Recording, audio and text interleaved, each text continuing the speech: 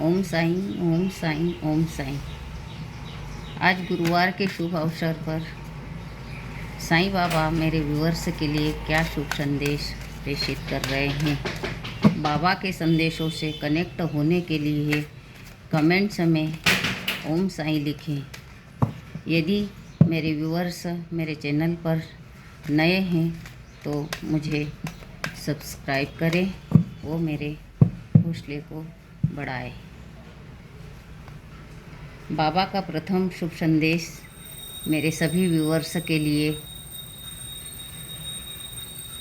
बदलाव। बाबा यहाँ पर मेरे व्यूअर्स को अपने जीवन में बदलाव लाने के लिए इशारा कर रहे हैं।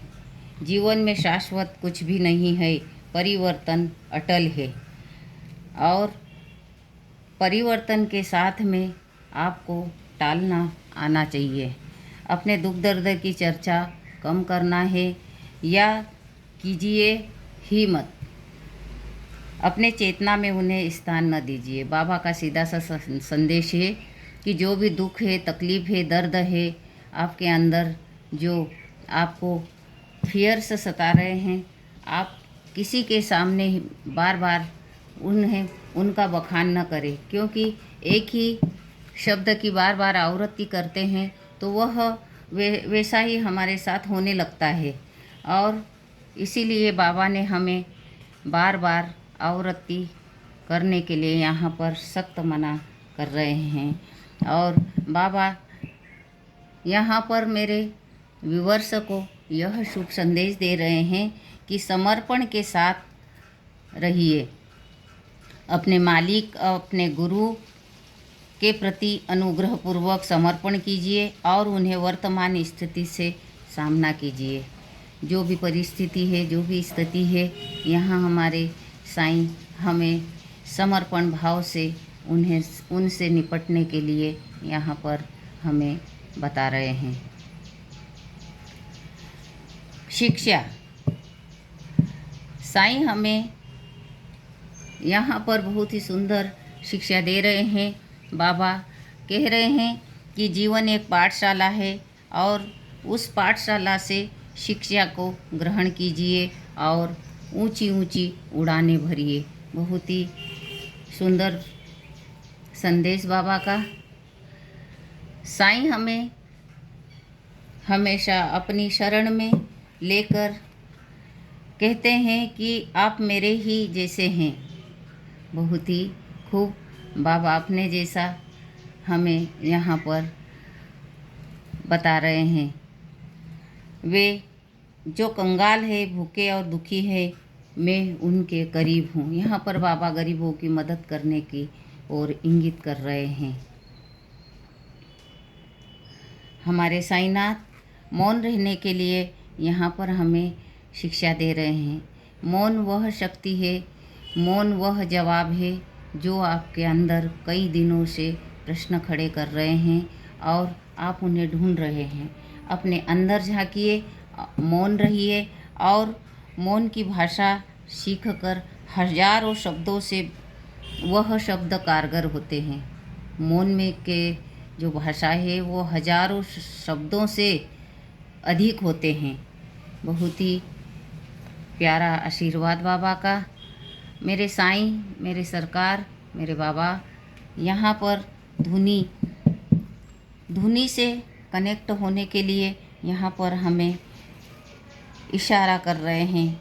बाबा कह रहे हैं कि जो मेरी धुनी शिरडी में दिन रात जलती है, उनका ध्यान कीजिए, उस धुनी पर ध्यान लगाइए और अपनी चिंता, अपना गुस्सा, दर्द, ईर्ष्या, सारी बीमारियां मेरी धुनी में आहुति के रूप में दे दीजिए।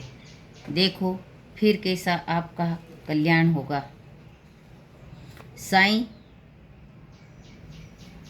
अपने भक्तों को लगातार कुछ न कुछ संकेत देते ही रहते हैं और बाबा भरोसा और आस्था करने के लिए फिर से यहाँ पुनः संदेश दे रहे हैं कि आपके भय तथा चिंता से भी मजबूत आपकी आस्था होनी चाहिए।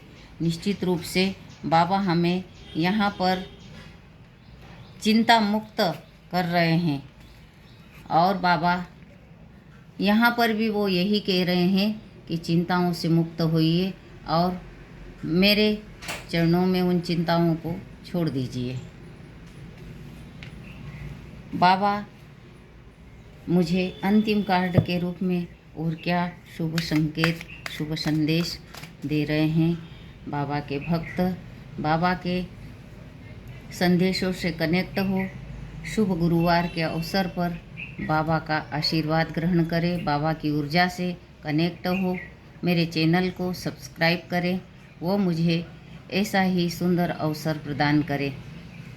आसक्ति, बाबा यहाँ पर कह रहे हैं कि भौतिक जगत में जितनी भी आसक्तियाँ हैं उसमें इतना न डूबे कि आप उससे बाहर ही न निकले। भौतिक जगत में आपके कर्तव्यों और भूमिका के प्रति आसक्ति के बावजूद अपने आत्मिक उद्देश्य की प्रति जागरूक रहिए। यह मैसेज मैं कई दिनों से बाबा का रिसीव कर रही हूँ। ऐसे भक्त बाबा के जो बाबा को मानते तो हैं लेकिन बाबा के संदेशों को अमल नहीं करते हैं।